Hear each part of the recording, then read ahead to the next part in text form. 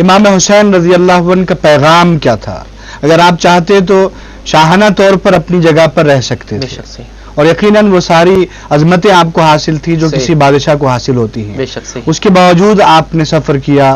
اور لوگ کہتے ہیں کہ آپ کا سفر کرنا غلط تھا۔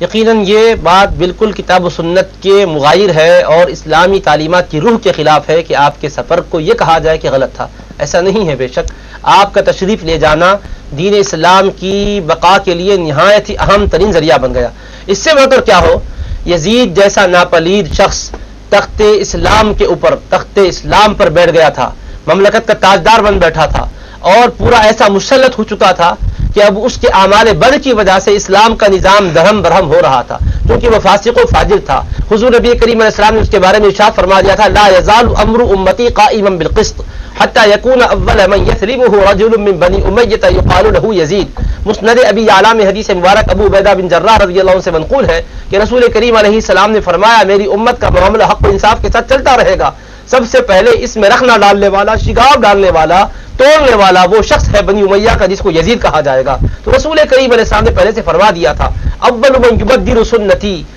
رجل من بنی امیہ یقال له یزید، میری امت میں سب سے پہلے میرے سنتوں کو توڑنے والا، اس میں تغییر لانے والا، اس میں تبدیلیاں لانے والا، اس کو مٹانے والا یزید نامی شخص ہوگا فرمایا۔ اور بخاری شریف کے اندر خود حضور پاک علیہ السلام کا ارشاد ہے، ہلاکت امتی علی ایدی غلمۃ من قریش، میری امت کی بربادی قریش کے چند چھوکروں کے ہاتھوں میں ہوں گی۔ اور حضرت نبی پاک علیہ السلام نے جن کی طرف اشارہ فرمایا، محدثین کرام نے، شارحین حدیث نے اس کی وضاحت بھی فرما دی، اولہم یزید علیہ ما یستحق، وہ جن چھوکروں کی طرف اشارہ کر کے فرمایا کہ امت کی بربادی ان کے ہاتھوں میں ہوں گی، ان میں سب سے پہلے یزید پلید کا نام ذکر کیا، علیہ ما یستحق، اس پر وہی ہو جس کا وہ حقدار ہے کہہ کر ذکر فرمایا۔ تو الغرض اس نے چونکہ اپنے طور پر اسلام کے احکام کے خلاف ورزیاں کر رہا تھا، شارب خمر تھا، حضرت عبداللہ بن حنظلہ رضی اللہ تعالیٰ عنہ کہتے ہیں، فواللہ ما خرجنا علی یزید حتی خفنا ان نرما بالحجارۃ من السماء، اللہ کی قسم ہم یزید کے خلاف اس وقت اٹھ کھڑے ہوئے جب کہ ہمیں ڈر ہونے لگ گیا کہ کہیں اس کے بدعملیوں کی وجہ سے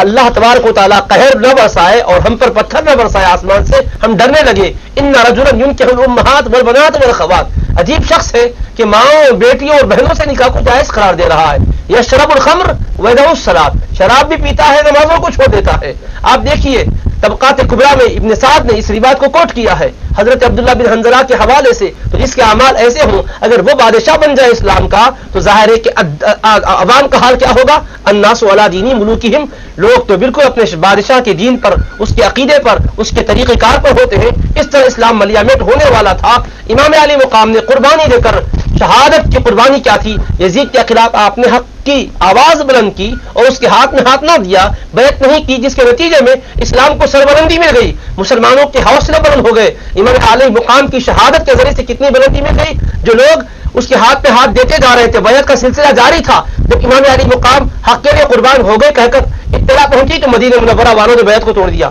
اہل مکہ نے بیعت کو توڑ دیا، اور ہر طرف سے اس کے خلاف آوازیں بلند ہونے لگی۔ جب کہیں جا کر اسلام کی عظمت لوگوں پر واضح ہوئی تو آپ نے گویا قربانی دے کر بتایا کہ لوگوں، میری یزید سے مخالفت ذاتی نہیں ہے، اس لیے کہ وہ شارب خمر ہے، اس لیے کہ وہ تاریک صلاۃ ہے، اس لیے کہ وہ مغیر سنت ہے، تو لہٰذا ہمیں بھی سنتوں کا اہتمام کرتے ہوئے، نمازوں کی ادائیگی کا اہتمام کرتے ہوئے اسلامی احکام پر مکمل عمل کرنے کی کوشش کرنی چاہیے، تاکہ امام علی مقام کے پیغام سے ہماری زندگیاں بھی روشن و منور ہوں۔